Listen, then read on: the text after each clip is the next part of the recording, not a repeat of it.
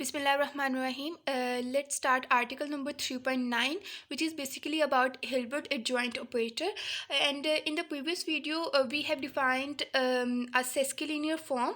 And in that video, I told you that we need the representation of sesquilinear form basically to define the Hilbert adjoint operator, right? So let's recall that definition and as well as the boundary linear functional. So first, boundary linear functional on H is defined as like this: f of x is equal to inner product of x and z. In Rees theorems, we defined this basically, where the norm of z was equal to the norm of f, right? And the second result which we need to define the Hilbert adjoint operator is sesquilinear form, or the representation of sesquilinear form. जो सेस्किलियन form की जो definition थी वो हमने कैसे पढ़ी थी कि it was defined like the as Cartesian mapping which is from Cartesian product to R field, ठीक है। और जो ये फील्ड है हमारे पास, ये आर भी हो सकती है और हमारे पास सी भी हो सकती है, बट ये एच और एच टू की हमारे पास जो फील्ड है वो सेम होनी चाहिए, ठीक है। और हमारे पास एच ऑफ एक्स वाई कैसे डिफाइन था? H of X Y is equal to inner product of S X comma Y, ठीक है। ये बेसिकली हमारे पास हम लोगों ने ये पढ़ा था रीज रिप्रेजेंटेशन थ्योरम में, ठीक है। और वेयर जो एस था वो हमारे पास क्या था? एस हमारे पास था एक linear bounded operator which was defined like this h1 to h2, and where norm of s is equal to norm of h. So basically with these two results,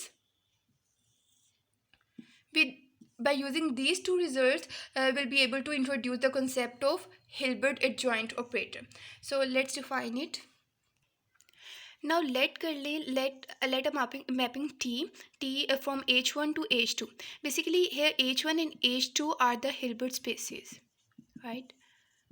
These two are Hilbert spaces, and T is basically a bounded linear operator. Bounded linear operator. Then the Hilbert adjoint operator will be denoted like T steric. So the Hilbert adjoint operator T steric of T is the operator will define like this. T steric will define like a mapping from H2 to H1. Basically in easy wording we can also say that T steric is the conjugate of T operator, right? अगर हम T का conjugate ले लें तो भी हमारे पास यही आएगा ना, H2 से H1. So we can say कि T steric is basically the conjugate of T operator. Okay, so such that the definition is defined like this: the inner product of Txy will be equal to x inner product of x T steric y, where x belongs to h1 and y will belongs to h2. So this is the definition of Hilbert adjoint operator. Now moving forward, discuss about the theorem of existence. We says that the Hilbert adjoint operator T steric of T in definition exist. Theorem हमें ये कह रहा है कि जो हमारे पास operator है T asterisk will exist because of the definition, और डेफिनेशन अभी हम लोग डिफाइन कर चुके हैं. What was the definition?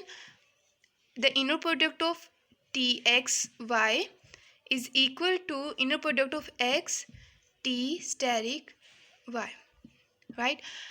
और जो हमारे पास जो ऑपरेटर होगा दैट मस्ट बी यूनिक भी it will B obvious because you will see, क्योंकि हम लोगों ने जो रीज थ्योरम था पीछे, हम लोगों ने रिप्रेजेंटेशन ऑफ द रीज थ्योरम, उसमें हम लोगों ने एस भी हमारे पास एक ऑपरेटर था, अगर आप लोग को याद हो तो if you guys remember then जो एस हमारे पास था वो भी एक लीनियर बाउंड्री ऑपरेटर था. तो जो टी है यहाँ पे वो भी एक हम लोग प्रूव करेंगे. The third thing is that boundary linear operator है जो हमारे पास टी स्टैटिक है, ठीक है. तो वो एस भी हमारे पास बाउंड्री लीनियर ऑपरेटर था, तो हम जस्ट वो रिजल्ट यूज़ करेंगे कि बाउंड्री लीनियर ऑपरेटर हमारे पास यूनिक होगा, तो वो हम यहाँ से पीछे वाले थ्योरम का रेफरेंस देके हम लोग इसकी यूनिकनेस प्रूव कर देंगे, ठीक है. और अब हम लोगों ने फिर ये प्रूव करना है कि इस थ्योरम में कि the operator is bounded and linear and with the norm this कि norm of T static is equal to norm of T. Okay, now for the proof of this theorem, let's consider h of yx is equal to inner product of y tx. If you notice, this is basically the definition of the sesquilinear form. तो जो actual definition थी वो sesquilinear form की, वो हमारे पास क्या थी कि h of x y था वो basically, and which is equal to inner product of s x y. और यहाँ पे हमारे पास एच ऑफ वाई एक्स है, तो हमारे पास वो आ जाएगा वाई टी एक्स। और जो हमारे पास एस था वहाँ पे वो ऑपरेटर था, linearly bounded operator, and here T is the linearly bounded operator, right. So now we consider this. अब हमारा ये क्लेम है कि हमने ये क्लेम हमारा ये है कि हम जो एज है वो एक सेस्किलिनियर फॉर्म है, ठीक है। तो जो सेस्किलिनियर फॉर्म है अगर, तो इसका मतलब वो हमारे पास लीनियर है, ठीक है। वो लीनियर भी होगा with respect to first coordinate, और हमारे पास वो कॉन्जुगेट लीनियर होगा with respect to second coordinate, right. तो अब वो हमारे पास ऑब्वियस है कि एज जो हमारे पास डिफाइन है, एज जो है हमारे पास वो इनर प्रोडक्ट में डिफाइन है। अगर वो हमारे पास इनर प्रोडक्ट में डिफाइन है तो वो विद रिस्पेक्ट टू वाई हमारे पास, with respect to y h will be linear, okay, because it is defined as an inner product. अब जो सेकंड बात हमारे पास आती है वो ये है कि हमारे पास वो कॉन्जुगेट लीनियर होना चाहिए। सो वो कॉन्जुगेट लीनियर होगा, जो h है वो हमारे पास h will be conjugate linear with respect to x, ठीक है। x के रिस्पेक्ट से वो हमारे पास कॉन्जुगेट लीनियर होगा। To prove this we will consider H of Y comma alpha x one plus beta X two, ठीक है। And as T is our linear operator, तो हम लोग इसको इस तरीके से लिख सकते हैं। आगे जस्ट आप लोगों ने इनर प्रोडक्ट की डेफिनेशन अप्लाई करनी है, और ये हमारे पास आ जाएगा, this will become inner product of Y comma alpha one T X one plus alpha two T X two, ठीक है। बिकॉज ये इसको हम इस तरीके से लिख सकते हैं, because as t is linear, right.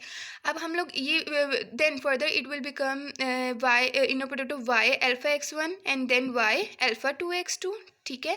अब हमारे पास सेस्किलिनियर फॉर्म की प्रॉपर्टीज़ में था, ठीक है, उसकी डेफिनेशन में ही, अगर आपने वो प्रीवियस वीडियो देखी हो तो उसमें यही था कि अगर हमारे पास सेकंड कोऑर्डिनेट के साथ हमारे पास कोई भी स्केलर आ रहा होता है तो वो हमारे पास कॉन्जुगेट के साथ बाहर आ जाता है, ठीक है। तो ये हमारे पास यही है, हुआ कि alpha one bar inner product of Y comma T X one आ गया, plus alpha two bar inner product of Y T X two, ठीक है। अब हमारे पास यहाँ पे ये जो डेफिनेशन हमने कंसिडर की हुई थी, this one basically, this one, late it B one, ठीक है। तो इसको अगर हम देखें तो ये हमारे पास जो inner product of Y T X है वो एच ऑफ वाई एक्स के इक्वल है। तो यहाँ पे हमारे पास inner product of Y T X one है, तो ये हमारे पास H of Y X one के इक्वल हो जाएगा, ठीक है। H of Y X one के इक्वल हो जाएगा। And similarly inner product of Y T X two हमारे पास किसके इक्वल हो जाएगा, H of Y X two के इक्वल हो जाएगा, ठीक है। सो हैंस यहाँ से हमारे पास पता चल गया कि जो एच है वो हमारे पास कॉन्जुगेट लीनियर है with respect to second coordinate, and with respect to first coordinate it is linear. So we can say that hence H is sesquilinear form, okay. So now further we claim that H is bounded, okay. Now H हमारे पास सेस्किलिनियर हो गया है, और अब हमने ये prove करना है कि वो बाउंडेड भी है, मतलब कि वो बाउंडेड सेस्किलिनियर है। तो अब हम लोगों ने पीछे मैंने आपको वीडियो में प्रीवियस वीडियो में मैंने आपको ये भी बताया था कि बाउंडेड सेस्किलिनियर फॉर्म की डेफिनेशन क्या होती है। वो बेसिकली हमारे पास ये होती है, ठीक है। वो क्या आती है कि अगर एच बाउंडेड है तो then there exist C greater than zero, then mod of H of X Y is less than C norm of X norm of Y, ठीक है। If this holds then the function will be bounded sesquilinear, ठीक है। तो अब अगर हम लोग ये प्रूव कर देते हैं तो हमारे पास जो एच होगा वो बाउंडेड हो जाएगा, और सेस्किलिनियर हम प्रूव कर चुके हैं ऑलरेडी।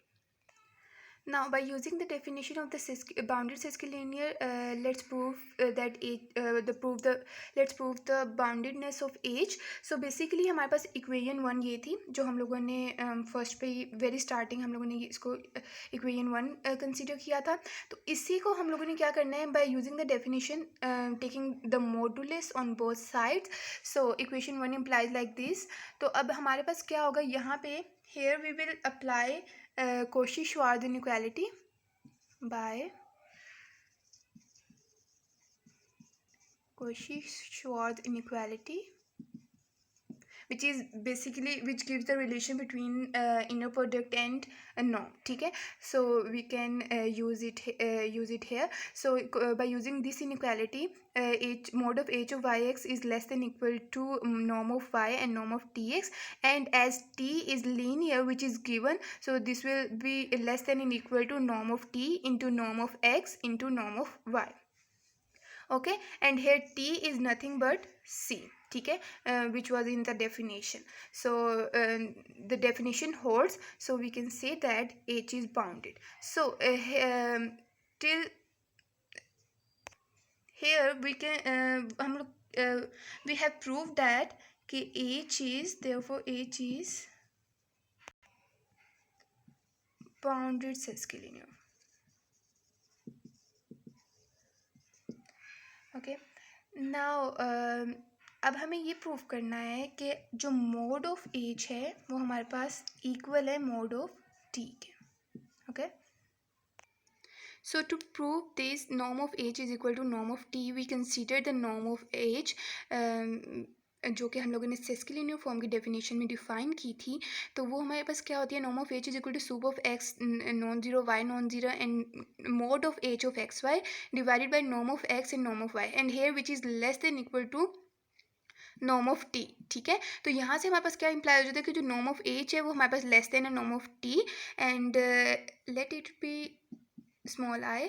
और फिर उसके बाद हमारे पास but another use of this definition of the norm is like this, norm of H is equal to sup X is non zero Y is non zero and mod of H of X Y divide by norm of X and norm of Y is equal to this.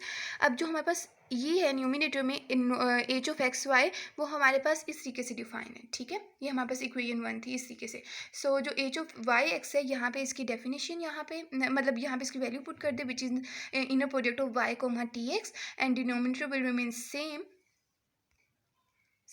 So it is basically true for all x and y, and for the particular value, if we replace y with tx, so this will be greater than equal to soup of x is non-zero, and this will become mod of inner product of tx in tx, and denominator will remain same, just just replace the y with tx. Okay, तो अब यहाँ पे हमारे पास क्या आ जाएगा, this will become sup of x is non zero और tx over t, and this is nothing but equals to norm of t.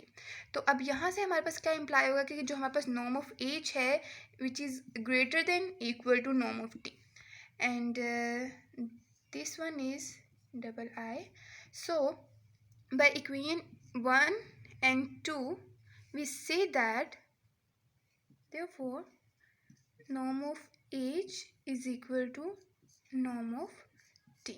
okay, ये भी प्रूव हो गया हमारे पास. So now we have proved that basically h of y x is equal to norm of y tx is bounded ciscollinear. ठीक है, तो now by using the Rees representation theorem, वो हमारे पास क्या था, basically वो हमारे पास यही था ना कि h of X Y is equal to S X comma Y. ठीक है, अब इस रिप्रेजेंटेशन को आप इससे कंपेयर करो. सो इन दोनों को बाय यूजिंग दिस थ्योरम हम लोग इसको इस तरीके से लिख सकते हैं, H of Y X is equal to inner product of T asterisk Y और एक्स. ठीक है, अब यहाँ पे हमारे पास हमने एस को हम लोगों ने टी स्टेरिक से रिप्लेस कर दिया, और जो टी स्टेरिक है वो हमारे पास वो भी एक लिनियरली बाउंडेड ऑपरेटर है. ठीक है, which is defined like this H two to H one. तो रीस रिप्रेजेंटेशन थ्योरम हमारे पास क्या कहता था, फिर हमारे पास जो टी स्टेरिक का नॉर्म था वो हमारे पास ये टी स्टेरिक हमारे पास ऑपरेटर है ओवर टी, तो इन दोनों का नॉर्म भी हमारे पास इक्वल होगा, and which is basically equal to the norm of H which we have already proved above. Right, तो यहाँ से भी हमारे पास ये प्रूव, और टी की, और ये हमारे पास ये भी प्रूव, और यहाँ से हमारे पास ये भी प्रूव हो जाएगा कि जो टी स्टेरिक है ये हमारे पास यहाँ से प्रूव हो गया ना कि लिनियरली बाउंडेड ऑपरेटर है, उसकी नॉर्म भी टी के इक्वल है. ठीक है, और फिर अब यहाँ से इसकी बस यूनिकनेस भी प्रूव हो जाएगी. वो कैसे कि हम लोगों ने यूज़ किया ना बाय रीस रिप्रेजेंटेशन थ्योरम, उसमें हम लोग प्रूव कर चुके हैं कि जो एस है हमारे पास वो यूनिक था, ठीक है। अगर हमारे पास एस यूनिक था तो हमने एस की जगह पे बस टी स्टेरिक से रिप्लेस किया ना, तो जो हमारे पास टी स्टेरिक होगा वो भी यूनिक होगा, because it is uniquely determine bye T. जो एस था वो हमारे पास क्या था, वो यूनिकली डिटर्मिन बाय एफ था, ठीक है। अब जो हमारे पास टी स्टेरिक है वो हमारे पास क्या है यहाँ पे, it is uniquely determine bye T. Okay, तो यहाँ से हमारे पास इसकी यूनिकनेस भी प्रूव हो जाती है। So this was the theorem of existence basically.